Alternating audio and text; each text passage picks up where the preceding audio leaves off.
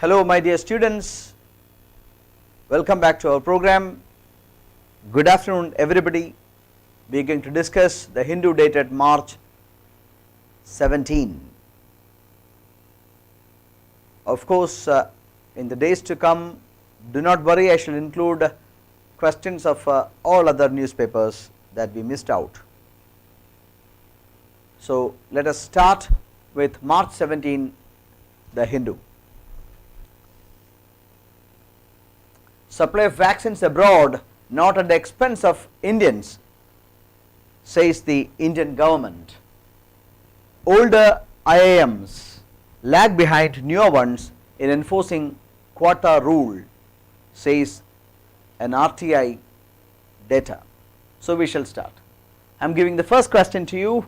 In India, the vaccination of COVID-19 is free in government hospitals, but for the same, the private hospitals can charge a sum of rupees dash.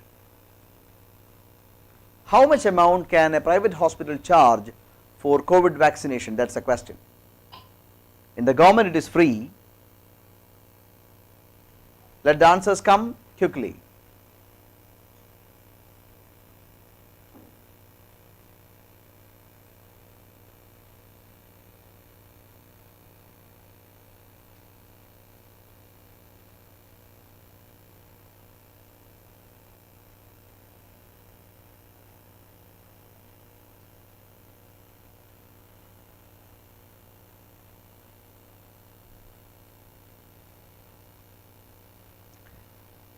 Oh, it is correct. The answer is the third option, 250. Private hospitals can charge 250 rupees per dose. So that is the answer. Our answer is the third option, 250. In the government hospital it is free, but in the private hospital it is 250 rupees. Supply of vaccines abroad not at the expense of Indians. The Union Health Minister says that COVID vaccines were not being supplied to other countries at the expense of Indian citizens. He said that 30 lakh people were administered vaccine on Monday itself, and so far 3 crore people had been inoculated. So what's a COVID? What's the registration portal? COVID. These are things that we discussed. This may even come for your exam. COVID portal. Our vaccination registration portal is called CoWin, winning the fight against COVID. And hospitals can charge 250 rupees, private hospitals, while it is free in the government hospital.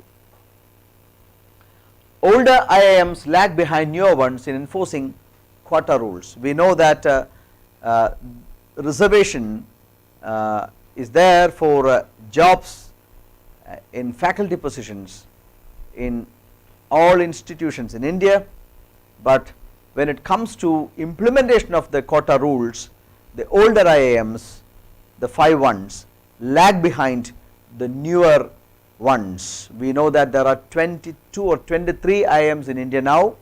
The older IIMs are IIM Ahmedabad, ABC Bangalore, Calcutta, and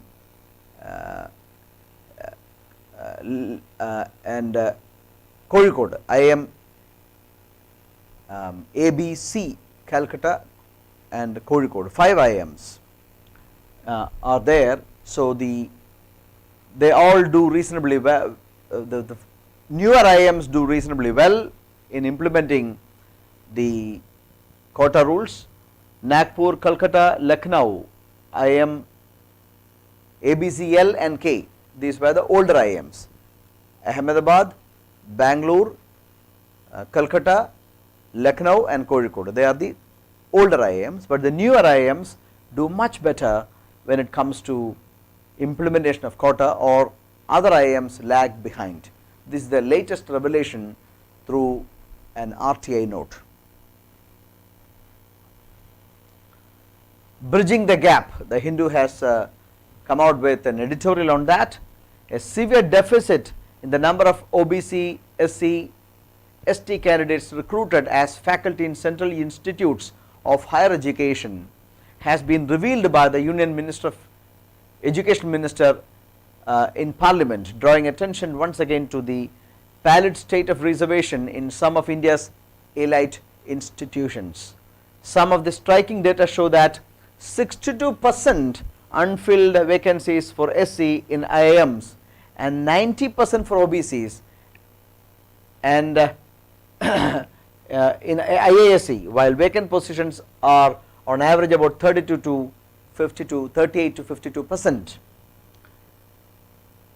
So ISER, IIT, IGNOU, Sanskrit Central Universities, all these things lag much behind while in implementing the reservation rules.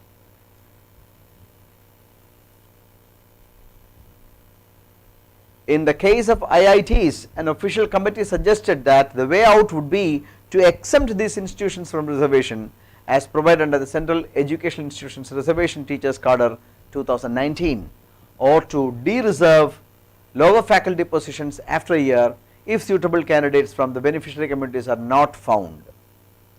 Okay, so everything is not okay with the big league of education in India. Census interim data by 2024, we know that in India census takes place every 10 years. The first census was taken in 1851 in India, and now the new census interim data will come out in 2024. The previous census was taken in 2011, and the NPR, which has a database of 119 crore residents, was last updated in 2015. So the first phase of census, the head count, house listing and house census, was to be conducted along with NPR from April 1, 2020, which was postponed due to COVID pandemic. Okay, so now the ministry shared a tentative timeline with the parliamentary panel, saying that provisional census results will be released in the year 2023-24, and the primary census abstracts will provide village level data on important indicators. Of course, census is an important data that is required for manpower planning. We know that we are living in an informed society, so census data or the headcount data is very important in planning our resources for the most suitable utilization of our resources. Government committed to protecting interest of bank staffs. This particular explanation the finance minister came after the protest of bank employees. We know that 2 government banks will be privatized, and government has very clearly said that government finds future in privatization. Even in the so-called strategic sectors, government presence will be bare minimum. That is official position of the government as regards capital utilization of this country is concerned. So it is going to be the era of private sector, but in the case of banks, government clearly said that banks will remain in the public sector. Now we have got 12 public sector banks, out of which 2 may be privatized, while public sector element will be continued with in banks, and those employees of those 2 private sector banks their interest will be protected. That is what the finance minister says. Question number 2, pick out among the following the incorrect statement. Listen, the incorrect statement with regard to Medical Termination of Pregnancy Amendment Bill 2020, which was passed by the Rajya Sabha recently. Mind you, this bill had already been passed by the Lok Sabha. The bill allows abortion to be done on the advice of one doctor up to 20 weeks, meaning up to 20 weeks if abortion is to be done, it requires the recommendation of only one doctor. The bill allows abortion to be done on the advice of 2 doctors in the case of certain categories of women between 20 and 24 weeks. So if abortion has to be done before 20 weeks, below 24 weeks, then it requires recommendation of 2 doctors. For pregnancies to be terminated after 24 weeks, in case of substantial fetal abnormalities, the opinion of state level medical board is essential. So, these are the things in which is incorrect, that is the question. I have given three options A, B, C, which is incorrect, that is the question. Please give me the answer, which is incorrect.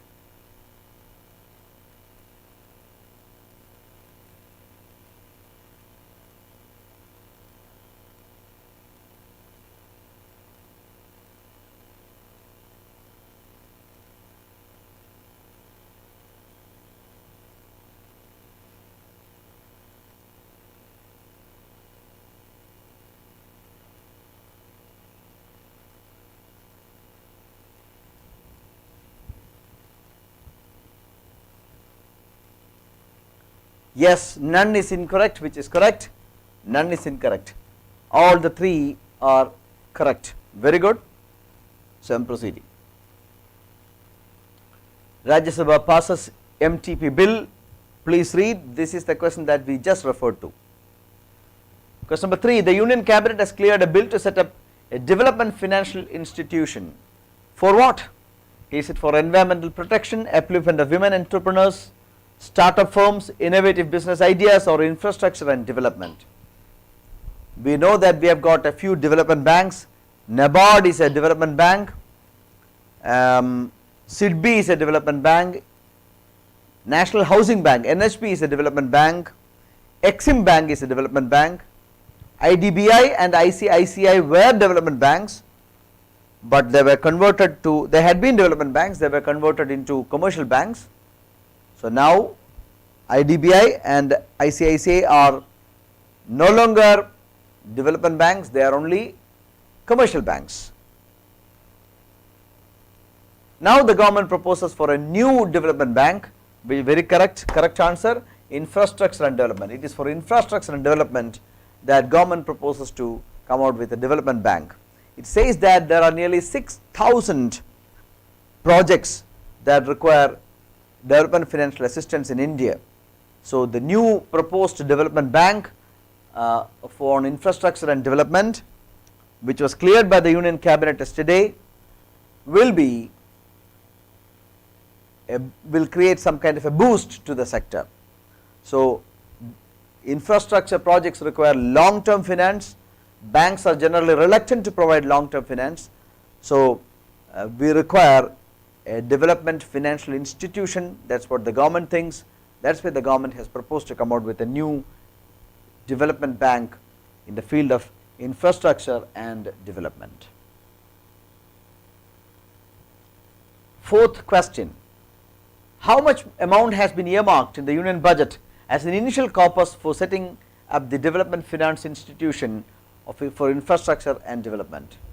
We have just spoken that there is a financial development bank to be constituted for the development of infrastructure in India, and this was proposed in the union budget. And how much money has been allocated as an initial corpus? Is it 10,000 crore, 20,000 crore, 25,000 crore, 30,000 crore, or none of these? What is the answer? Yes, correct, it is 20,000 crore. 20,000 crore, the second choice, 20,000 crore has been earmarked by the government for the proposed infrastructure development institution. Cabinet gives note to bill for setting up DFI, Development Financial Institution. The Union Cabinet approved a bill to set up a development financial institution. It would be setting up a national bank for funding infrastructure and development activity. When it is really instituted and incorporated, you must know it is very important for our exam. There would be 6,000 brownfield and greenfield projects requiring funding. What is this? What are these brownfield and greenfield and brownfield? Greenfield means fresh new project. Brownfield projects means development of existing projects. So, these are two management terminologies. Greenfield project, greenfield airport means a new airport.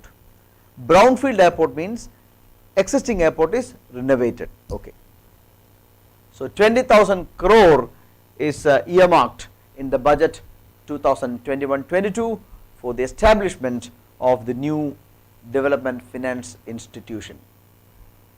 Yangon residents flee as junta continues crackdown. We know the issue in Myanmar. On February 1, the military junta in Myanmar toppled the democratically elected government by Wilmyant and arrested and kept President Wilmyant and State Councillor Aung San Suu Kyi under house arrest. People are protesting in Myanmar. Already more than 150 people are killed by the Myanmari military firing.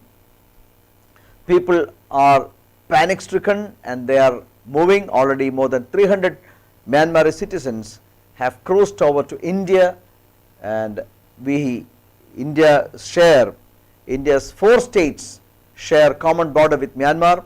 So to Mizoram, to Nagaland, to Arunachal Pradesh, and to of course we discussed, I forgot that the 4th state. So to all these 4 states people are migrating.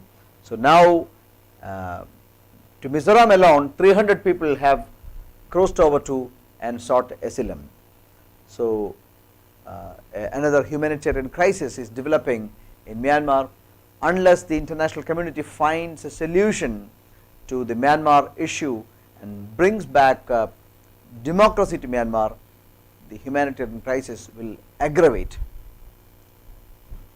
Fuel demand has returned to pre-COVID levels, IOC's Vaidya. Of course, during the pandemic time, thanks to the lockdown and people remaining indoors, the consumption of petrol and diesel came down like anything.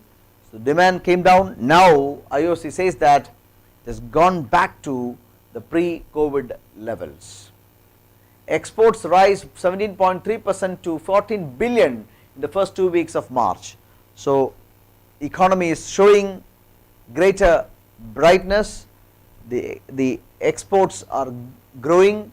14 billion is the export in the first 2 weeks of March, grew by 17.3%, but equally the imports are also growing, leaving a fiscal trade deficit of 8.02 billion in the 2 weeks of March. Okay, this is just an idea, just to give an idea that economy is brightening up. These figures are not important, quarterly or the figures, bi-weekly figures are not important for excess, but you should know that economic recovery is getting possible after COVID. Duarte Pacheco, who is the president of Inter-Parliamentary Union, who is visiting India now, is a nationality of France, Serbia, Slovenia, Portugal or Algeria. Duarte Pacheco, who is visiting India now. He is the president of IPU, Inter-Parliamentary Union, which is visiting India. Let the answers come from more people quickly. Yes, he is a member of the Portuguese Parliament. He is a member of the Portuguese Parliament. Very good, correct answer. Portuguese Parliament, very important. Thank you, my dear students. Thank you very much. Make sure that you participate in the program on a regular basis. I shall be regular for the program. If for any reason, thanks to my occupation, I am not able to come out, then I will ensure that questions of those days are covered with the next day's paper. So make sure that you watch the questions that are kept in the daily Gyan and regularly watch them, so that these will get stuck to your mind. It is very important. So please share this program link with your friends, let them also join, and that will be great. That will bring happiness to us, to my team and myself. At 3 o'clock we shall meet again with another live session on either math, English or reasoning. Thank you very much. Goodbye.